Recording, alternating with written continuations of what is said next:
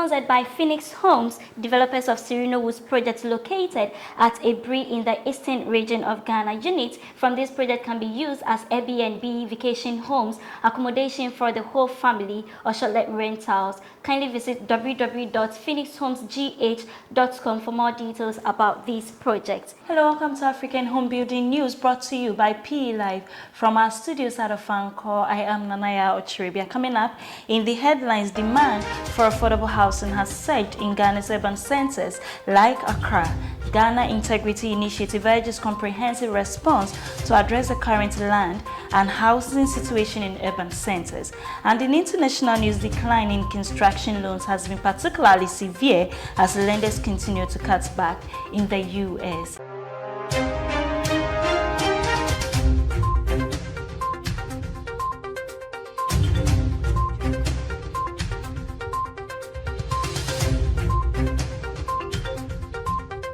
I am Nanaya Ochiribia. Now the news in details.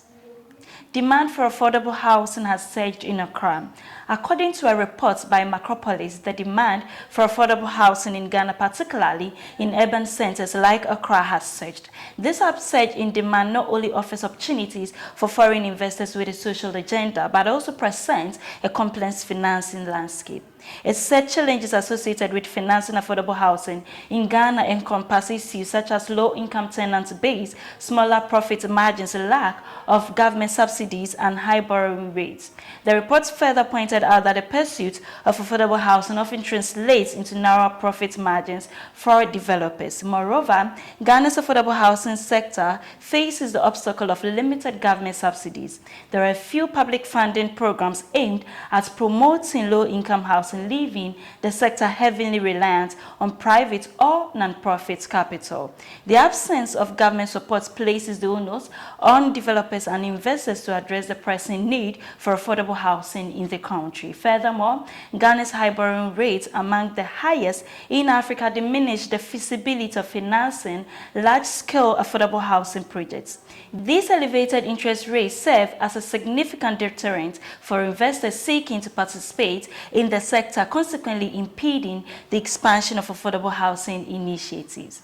Staying a while longer on housing issues, Mrs. Mary Awelana Ada, Executive Director of the Ghana Integrity Initiative, emphasized the urgent need for a comprehensive response to address the current land and housing situation, particularly in urban centers. She highlighted the scarcity of resources like land and housing can lead to extortion and unethical practices, creating challenges for urban development. Mrs. Ada made these remarks during an orientation workshop aimed at enhancing the capacities of members of the Spatial Planning Committees, SPCs, and Technical Subcommittees, TSCs, from selected metropolitan, municipal, and district assemblies, MMDAs, in the Greater Accra region. The workshop was organized by the Ghana Integrity Initiative, the National Chapter of Transparency International, TI, in collaboration with the Land Use and Spatial Planning Authority, LUPSA. Mrs. Ada stressed that sound land administration and spatial planning are essential for sustainable urban development. Now, in other news, Ms. Hannah Atiasi, CEO of eWorld's Realty and Consultancy, offers some crucial business lessons from her journey in transforming Ghana's real estate sector. She urges real estate entrepreneurs to use legally binding agreements like MOAs to protect their interests and ensure prompt payments of all projects. Ms. Atiasi also advised professionals to always conduct due diligence to avoid surprises, maintain control by personally reviewing all financial aspects regardless of industry practices, have signed agreements for every transaction, and the need to recognize one's product's value and set profit margins accordingly, and also tailor marketing to your strengths and client needs. She also warned against overhiring during rapid growth without assessing sustainability and investing in digital marketing. Please stay with us as we go for a short break. We would be right back.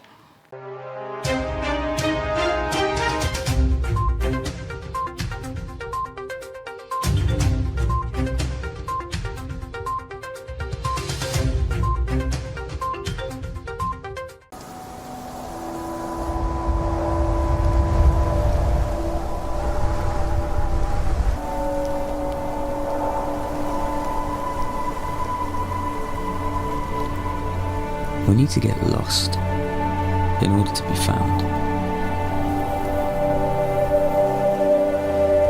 Getting lost can be unsettling, unnerving, but ultimately, it's enlightening.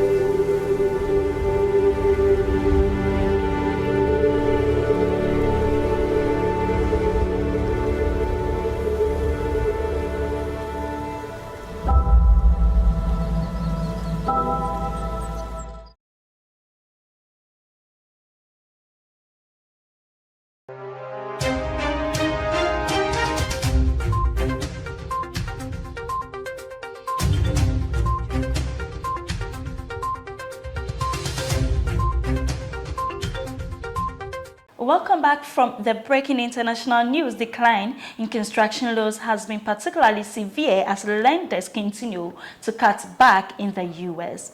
The exodus of workers and businesses during the pandemic left San Francisco a shell of its former self.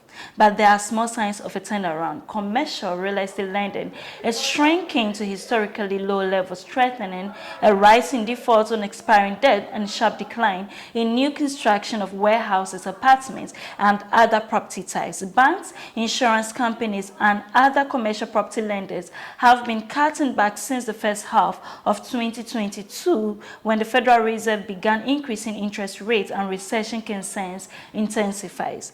But creditors have been even more reluctant to make new loans as Treasury bonds yields have soared since early August. That's all for news. Thank you for staying with us, and a very big thank you to Phoenix Homes for sponsoring. For more news, kindly visit our website www.propertyexpress.org. You can also reach us on social media on Instagram, Facebook, Twitter, and LinkedIn at Property Express. This has been PE Live. I am Nanaya Otribia. Have a good time.